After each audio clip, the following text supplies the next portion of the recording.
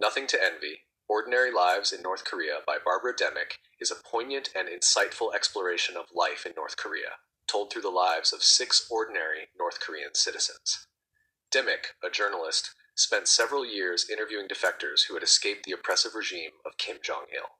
Through these personal stories, she provides a rare and intimate glimpse into the daily struggles and the complexities of life in one of the most secretive and repressive countries in the world. The book primarily follows the lives of individuals who grew up in North Korea, detailing their experiences from childhood through to their eventual defection to South Korea. These narratives allow Demick to convey the harsh realities faced by North Koreans in a country where loyalty to the ruling regime is paramount, and where basic freedoms that most people take for granted, such as freedom of expression, mobility, and access to information, are strictly restricted. The book brings to light the profound impact of the regime's totalitarian control over nearly every aspect of the citizens' lives. One of the central themes of the book is the way in which North Korean society is meticulously structured to ensure complete loyalty to the ruling Kim family. The regime demands complete obedience, not just in the public sphere, but in private life as well. Family members are expected to report on each other's behavior, and even small transgressions can result in severe punishment, not only for the individual involved, but for their entire family. This concept of guilt by association ensures that entire families are held accountable for any perceived disloyalty, which fosters a climate of fear and mistrust. Through the stories of the defectors, Demick also illuminates the extreme poverty that many North Koreans endure. The country's state-controlled economy is not only inefficient, but also incapable of meeting the needs of its citizens. Widespread famine, particularly during the 1990s, resulted in the deaths of millions, and many North Koreans were forced to rely on unreliable and rudimentary forms of sustenance. The book describes how people resorted to desperate measures to survive, including scavenging for food and engaging in illicit trade. The book also sheds light on the indoctrination process that North Koreans undergo from a young age. From childhood, they are taught to revere the Kim family and to believe in the country's official narrative. History is rewritten to portray the Kim family as infallible and the West as an enemy. The regime also fosters a culture of secrecy, where people are taught not to trust one another and to be careful of what they say in private.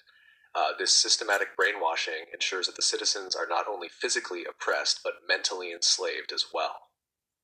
The defectors in Demick's book have varying experiences, but they share a sense of longing for something beyond the confines of North Korean society.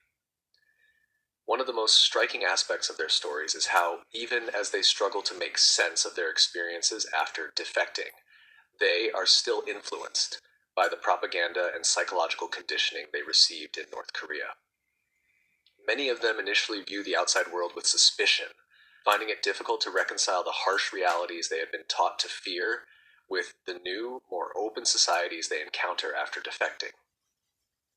This highlights the deep psychological scars left by the regime's control over its citizens. Demick also explores the complex relationships between North Korea and its neighboring countries, particularly China and South Korea. China plays a crucial role in the lives of many North Korean defectors, as it is often their first stop in their journey to escape the regime. However, China's policies toward North Korean defectors are a source of tension. The Chinese government does not officially recognize North Koreans as refugees, and defectors are often forcibly returned to North Korea, where they face imprisonment, torture, and sometimes even execution. In contrast, South Korea represents the hope of freedom and a new life for many North Korean defectors, but the transition to South Korean society is not without its challenges.